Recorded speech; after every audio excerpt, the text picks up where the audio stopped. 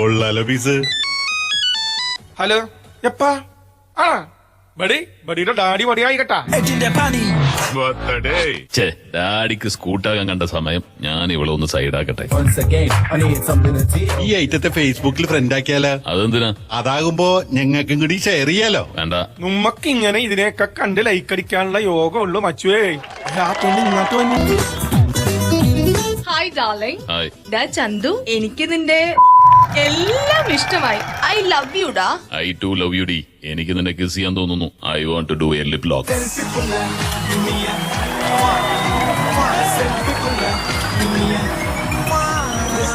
എടി അവള് റെഡി ആയിട്ടാ. നമ്മളിനിപ്പോ എന്ത് ചെയ്യും? ബ്രൗൺ ഷുഗർ ഇട്ടോ? ഇല്ല. എങ്കിൽ പിന്നെ കഞ്ചാവ് അടിക്കാം. ബാ.